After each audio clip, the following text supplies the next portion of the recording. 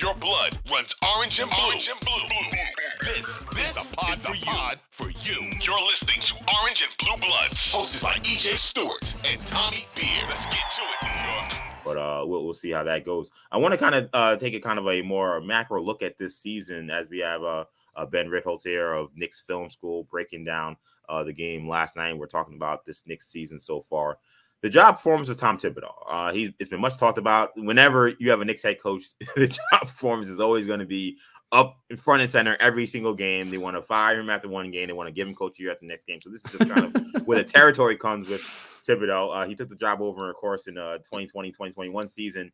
Knicks right now currently 10 games above 500 again, 39-29, which is good for fifth in the East. Overall, how do you feel Tom Thibodeau has done this season? He's had to make some very, difficult decisions. He decided to remove Evan Fournier and Derrick Rose out of the rotation, which may seem like obvious moves today, but at the time, considering what Rose means to him and what Fournier's contract means to the Knicks, were not easy decisions. Overall, just how do you assess kind of what he's done with the Knicks so far this season? I think you have to say he's done a great job. I think I know where I was before the season is like this being around the 500 basketball team. They have exceeded that. I think having the fifth best offense in the NBA, which they still do as of today, is shocking and incredible and is a credit to, again, what is not the most beautiful offense in the league, but is one of the most effective. And they have utilized and focused on their players' strengths in a really smart way. Where like Mitchell Robinson's the best offensive rebounder in basketball, or probably second best to Steven Adams. Well, let's give him the opportunities. Let's make sure we're getting in that floater range. And we have a great player that gets downhill and in that floater range in Jalen Brunson, so we can do that. And RJ gets in the lane, and Randall gets in the lane, and we're strong and we're physical. Like it all makes sense. And that's really what a coach's job is ultimately, is to make it all make sense and to use the strengths that your players have and maximize them. And I think he has done that in a real way. It's not to say I don't have my issues.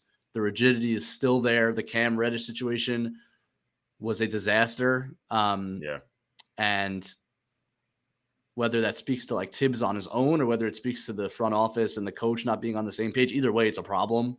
And it was a waste of an asset and a shame. Now they can move on. It's not going to like kill the franchise or anything, but it needs to be talked about. I agree with you that the Fournier and Rose thing, again, like it's easy for fans to say, get those guys out of here. But like when the owner's paying the money that he's paying, and when especially Tibbs to Rose and like what that relationship means to him and Rose, just what he meant to the team the last couple of years, not as easy a decision for a coach to actually make. And the fact that he made it and the team has taken off from there, I think is a credit to him.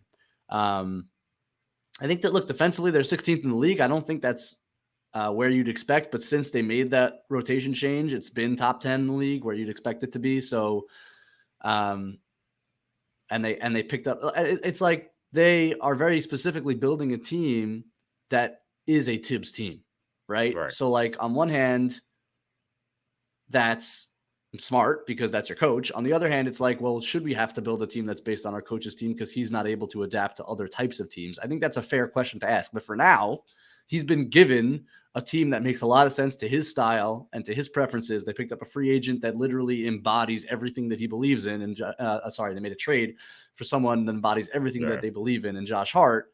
And it's all gone, I think, according to plan. So I think you have to say he's done a very good job with this team. If there was one thing you feel like he doesn't get enough credit for, what would you say for this season? Do you think it's the offense and how they've because if you think of Tibbs, you don't think of offensive efficiency. When you think of as a head coach, you think of defense, you think of other things, rebounding. But the Knicks offense you mentioned has been top 5 for most of the season. Yeah, I think that is correct. I think he should get credit for that because I think it's surprising and nobody would have taken the Knicks to be a top 5 offense. I don't care who you were and how high you are on this team. I think if you were really high on this team to this extent, I think it would have been because you thought their defense would be elite, not their offense. But I the thing about a Tibbs team, and I think this has been true since he's been here, is, and he doesn't necessarily get enough credit for it. And I think when people want other coaches, other franchises don't necessarily get this. Where like that last night's game is a great example.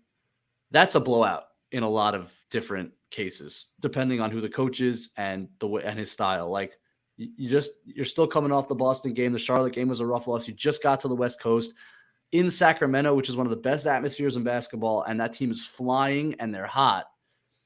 And you're down 16. I just think a lot of teams and coaches punt that game. Yeah. And I think what Tibbs doesn't get credit for is that this team is legitimately competitive in every single game that they play. They haven't been blown out since that Dallas game. And that was really a second half blow. Like they haven't been blown out. It doesn't happen to them. That is like not a thing. Like they just don't, they refuse to get blown out. And like, as much as that stresses us out because we're watching close games every single night. And I think it gets construed sometimes as like, why can't we blow them out? But it's like, no. Other teams are good. Like the fact of the matter is you're in every single game. And that is absolutely a credit to the coach who refuses to allow it to go any other way. I appreciate that as a fan because like you and I have watched plenty of freaking blowouts and letting go of the games in our Knicks fandom life, right? Like the Fizdale and Derek Fisher era, particularly not necessarily a fun exactly one. Right. So it's like, man, I'm going to watch close fourth quarters and I'm going to watch my team be competitive with the best teams in the league every single night. Like that's taken for granted. I don't think he gets enough credit for that specific aspect because I think he demands a lot of his players. And if there's buy-in, then this is what you get. It's a really good, tough product. I think that last part I think is exactly the nail on the head there. Like to me, what I think I always appreciate about Tibbs, and people listen to this podcast, I am extremely hard on Tibbs often on this show. Yeah. But the one thing I always do say is I do appreciate how he keeps the team prepared. And you mentioned that they have that buy-in. And whether or not I believe in the stuff he's doing, those players believe it. It's very clear. And the way that they don't quit, just like they did on Thursday night, where a game where that easily could have been a 25-point loss, and they make that game a tie game late in the game. I mean, they had no business being in that game against a team that good. And the fact that they kept the game that close down the stretch, I think is a testament to Tibbs. I agree with that. If there's one adjustment you feel like he needs to make down the stretch of the season, what would it be?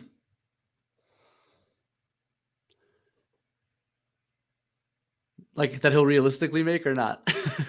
That's a good question. How about just pie in the sky? Let's not like limit it. What's an adjustment that because the reason why I say that is because we got to the playoffs in 2021 and all year we were saying Alfred Payton needs to be taken out of the rotation. Yeah, he definitely should be starting.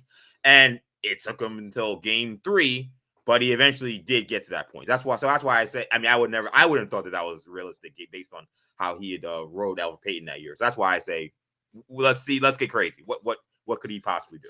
Yeah, it's not too crazy. I don't think it's going to happen, but I really would like them to see. I would really like to see them initiate more offense through the elbows. Because right now everything is based on, and Stan Van Gundy I thought was actually very good last night on the broadcast, and I don't often say that about national broadcasts. He talked about how everything is off the dribble and how it's just so much of requiring Brunson, RJ Randall to get from the top of the key to wherever they needed to get and draw doubles and then kick out from there. Like that's really the offense boils down to that is like, that's how they create advantages on their offense. And you watch Sacramento last night and Sabonis is ideal for this, but Julius Randle is very capable of playing this way.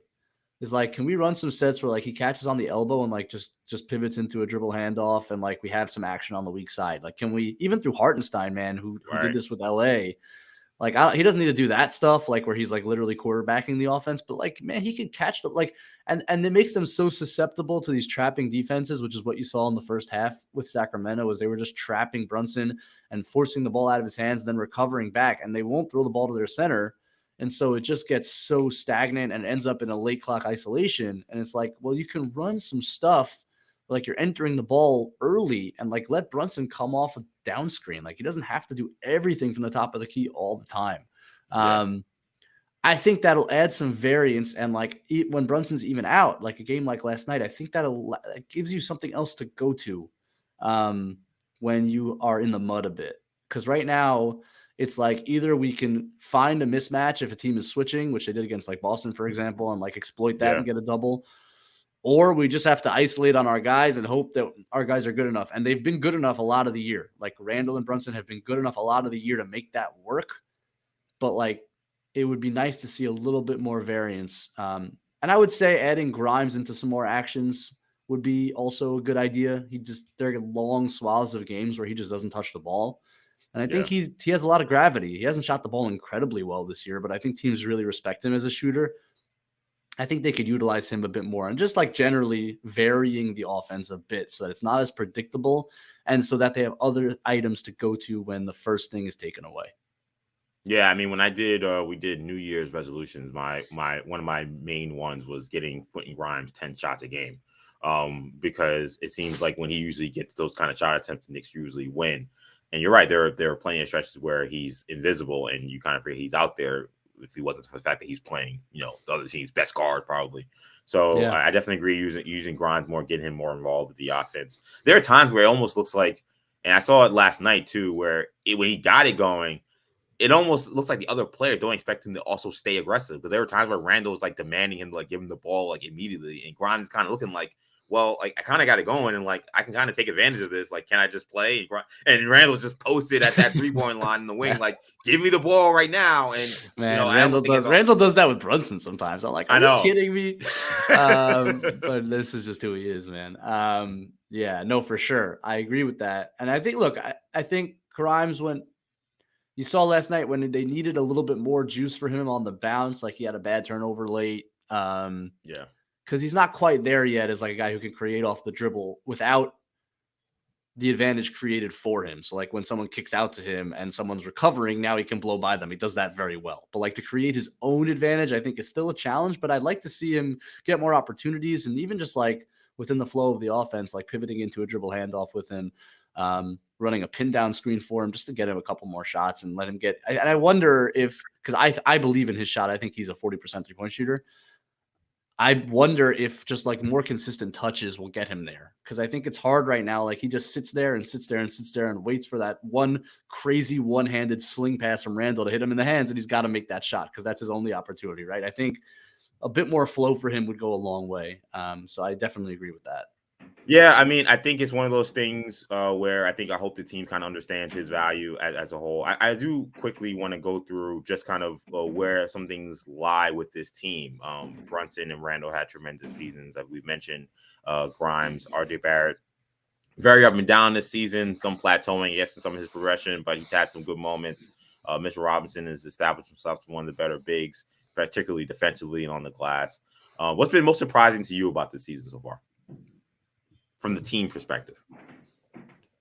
Yeah, I mean, it would be the offense, but we've touched on that already, so I'll try to think of something else. But yeah, where their offense is rather shocking to me. Most surprising thing. I would say it has to be Randall's bounce back. I think, it's hard to talk about now because his last two games have been pretty rough and he's kind of gone back on some bad old habits from last year that are hard to watch because I wanted to send him out of town last year, but same like a lot of people. Yeah, but I think it's a major credit to him. The way he's changed his game, the way he's allowed Brunson to take the reins, the way he's changed his shot diet, the volume of 3-point shooting, even when he's not making a ton, but like he's taking them so often, and he's around 33, 34%, whatever, but teams have to respect it. He takes tough ones, and like some games, his 3-point shooting just carries them when he gets going. His offensive rebounding in his own right. He's been much more aggressive on the glass this season. He's finding ways to help them win. And until the last couple of games, and last night was really bad, his defense has been has improved a ton. And they've allowed him to switch more liberally, which I always was calling for because I think he's pretty good at that. And he's generally been more aggressive and better than he ever was in drop, which he's terrible in. Last night was bad. Fox blew by him anytime, and Monk went off on him in the first half. I just didn't think he was in position. I don't know if he's just exhausted. I don't know if he's unfocused for whatever reason right now, but he's got to channel it back because what he was doing prior to that during the win streak was extremely impressive on switches. So like, we've read articles where like he's definitely changed his mindset and he's more focused and he's trying to clear his head of distractions, and he deserves so much credit for that because what went on last year I thought was irredeemable, and he's redeemed himself. So I think that has to be the most surprising thing, and it's frankly allowed them to make this kind of leap this year.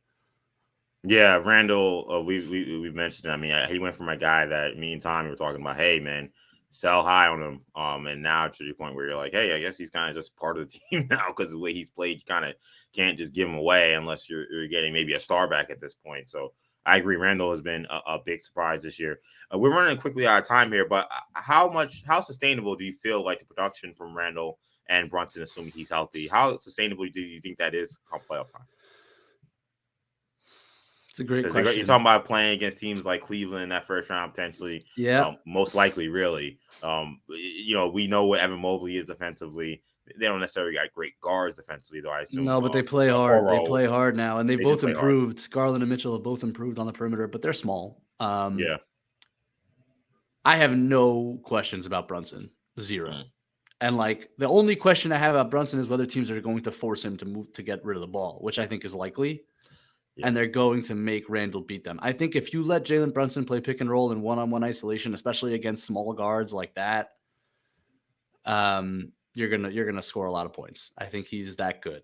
I just think he's that good. I mean, you saw it last year in the playoffs, right? When Luka was out, like he's proven that he can do this, and I have zero doubts. He's just an elite shot maker. He just is. And everyone needs to just accept that because it just is who he is. Randall, he's winning me back. And I even throughout the good stretches this year, like when Macri had me on, I'm like, I'm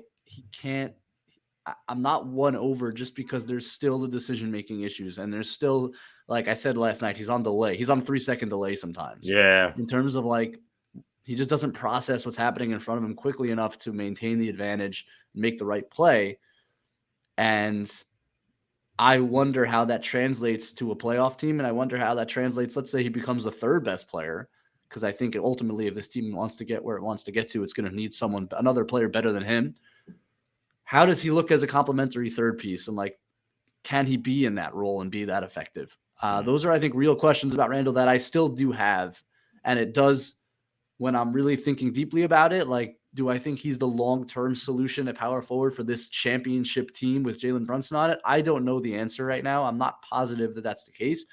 I don't really trust him. I think he's going to have to prove it to us in the playoffs because the difference between now and Atlanta is that he has Brunson. The defense is going to be more attentive to Brunson than to him. So he's going to be playing with a bit more space, and he just needs to take advantage of that. And if they do force the ball out of Brunson's hands, he's got to be the guy to make defenses pay. We'll see if he can do it. I think he can, but I think he's got to prove it to us. I think a lot of Knicks fans will agree with that, considering what he did last season and what they saw in that Atlanta series. Last thing, real quickly, ceiling for this team. Like it's been a lot of the conversation during the 9-game winning streak. Maybe people tempered their expectations. Some people maybe who jumped out of the window or trying to climb back into the window and they're upset after what happened. The Kings and the Hornets game. Ceiling for this team for a playoff run. Is it Eastern Conference Finals? Is it first round? Is it semifinals? Like where do you see in terms of ceiling? Not necessarily your pick, but just what do you think this team could go given how well they've played throughout the season? Personally think second round is the ceiling. Okay. I don't see them beating the big three, as it were. I think Cleveland is the right matchup. I think there are things I really like about that matchup if they get there, and they have to get there. They have to stay in this 5 seed. It's really important that they stay in the 5 seed because I think it's the best matchup by far against the least experienced team by far of the top 4. I don't know who I would pick in that series. I think I might lean Cleveland if I'm being totally objective about it, but the Knicks have a real shot in that series. I don't think they're quite at the level yet of the Philadelphia, Milwaukee, and Boston tier in a 7-game series. But I think they'll give everybody some games. Like I don't think they're getting swept. Yeah. Like what we spoke about before. Like they're just not built that way. Like every game is going to be a game. They're not getting blown off the floor, anybody's floor. But it's just a matter of like the easy points that those teams can generate through their stars that I think over a 7-game series, just the Knicks are going to have to work a lot harder for their points than those guys are just for the star power reasons. But I think the legitimate ceiling is the second round. Some might think the Eastern Conference Finals. I'm not quite there, but I don't think it's unfair to say that the way they've played over the last couple months. Where are you? Yeah. I've been recently, after that, during a 9-game win streak, I thought Eastern Conference Finals. I thought, to me, Boston became a team that I'm not saying they would beat, but no longer a team that I feel like they have no chance against. Like if you would have asked me 3 weeks ago, I would have said no chance against. Well, if you asked me about 4 weeks ago, I would say no chance against Philly, no chance against Boston, no chance against Milwaukee. Then I saw those 2 Philly games and said, I think they have a chance against Philly. Then I see the 2 Boston games and I say, okay, I think they have a chance against Boston. So to me, those are the teams you would potentially face in a second round. So if they see those teams, I say, I think they have a shot. They're not going to beat them in anything less than 7, but I think they will have a chance. I don't think they can beat Milwaukee. I think that is where the buck stops, no pun intended. I think that Milwaukee, they were not going to be as affected by the Knicks' physicality and their size down low. And that would be a big factor. I think the fact that you have Brook Lopez patrolling the paint, Randall and Brunson's abilities to get whatever they want around the basket, I think would dissipate greatly. And then, of course, Giannis is out there as well. That's a terrible matchup. But I do feel like the Knicks have shown that they just look comfortable against the Celtics. That they don't. It's like sometimes you get those teams that just don't fear another team. And I know that's kind of like getting to narrative talk, but I just feel like when I watch RJ up against Jason Tatum, he just feels comfortable. When I watch the way Brunson and Randall play against those guys, they don't look like they feel like they're inferior. A lot of times half the battle is you believing you could beat these teams. Yeah. I think the Knicks would feel like they could beat the Celtics. In the Sixers deal, with Doc Rivers coaching a playoff series, I'm always going to be – I picked them to go to the finals. I picked them to win the championship this year. Doc and James. Still saying, yeah, Doc and James Harden, a guy who, when he plays a 7-game series, having you seen now every pattern he has, that every move he's going to do and everything they're going to run offensively, I see him look like a pitcher that's going on that third start of a 7-game series. That's what he looks like to me every time I watch him in the playoffs. So for that reason, I think that if you're talking about teams equipped to guard Joel Embiid or at least not get destroyed, I think the Knicks are one of the teams that we say, okay, they have a fighting chance with Mitch and Hartenstein. So that's why I would say ceiling Eastern Conference Finals. I think that's fair, and I we'll see how the rest of the season goes. I maybe am too slow to like accept that this team is like really an upper echelon of the Eastern Conference, and maybe they have been playing that way. So I think it's very fair to go there. I'm mentally not quite there yet. I also think that, in the discourse, I think Cleveland's been a bit underrated in our rush to supplant them as the 4 seed, and just like thinking about that matchup ahead, which hopefully will happen. That team, like in terms of net rating, is 1 or 2 in the league. They're better than I mean, they've legitimately been in some, if you're looking at the metrics, the best team in basketball according to some metrics. So like their defense has been elite. Their offense has been top 10. Donovan Mitchell is a proven playoff performer. So I think Knicks fans should not take that series for granted. I'm not saying you can't say they can win that series, because I think they can. I think Cleveland's really good, and we should at least have the proper respect for that team. They are very good. So we'll see. I'm just hoping it gets there. I would love to see that, whether, if the Knicks can stay 5, so that we're going in with like really feeling like we have a real shot at this. That would be so cool. That would be so cool. If the Atlanta series taught Knicks fans anything, is that they definitely should not take the first round for granted. No. There's a lot of good teams out there, a lot of good players out there. Ben, I could talk to you about the Knicks for another hour, but I've run out of time here. Thank you.